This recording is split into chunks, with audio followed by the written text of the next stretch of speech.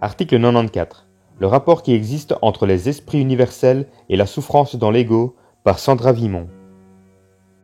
Les souffrances causées par la chute de l'esprit universel vers le plan surmental et vers les plans inférieurs de la conscience humaine sont vécues par l'être humain sur la Terre. L'intégration de ces souffrances par l'ego est ce qui permet à l'esprit universel de prendre conscience de sa réalité sur tous les plans de sa multidimensionnalité, incluant sa réalité planétaire. En d'autres termes, lorsque la lumière prépersonnelle intègre les corps subtils humains sans se diffracter, l'esprit universel reprend contact avec lui-même dans la matière atomique de l'ego. Les mémoires rétrogrades sont remplacées par des formes qui sont plus élevées en vibration et qui correspondent aux besoins universalisés de sa conscience expansive.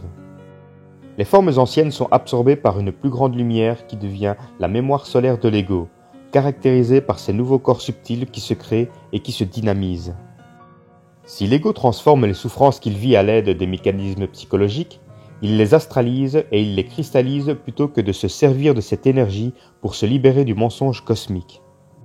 L'ego devient alors obligé de souffrir karmiquement de ce qu'il ne parvient pas à contenir en termes de lumière. En même temps, l'esprit universel continue de souffrir de son incapacité à habiter la matière atomique de l'être humain sur la Terre. Cette conjoncture explique pourquoi les esprits universels ne peuvent pas entrer dans les réels d'une énergie cristallisée du plan astral. Cette cristallisation correspond à leur incapacité à pénétrer la matière.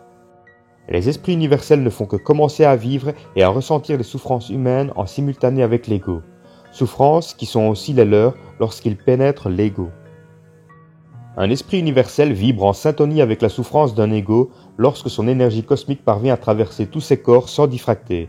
Il peut alors habiter terre et ciel, les deux à la fois. À ce sujet, la première fois qu'un esprit supramental a entendu quelque chose à travers mon système auditif, il y avait un chariot qui faisait un bruit strident. Il a été surpris par ce grand niveau d'agression de ce son dans mes corps.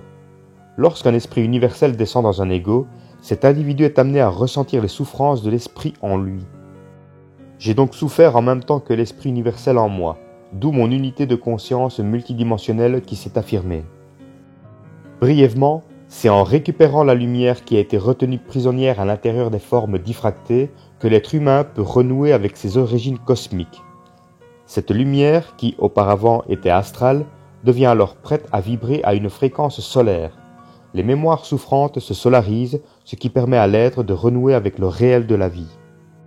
Cet article provient du site www.supramental.biz, voix narrative d'Orion Roméo.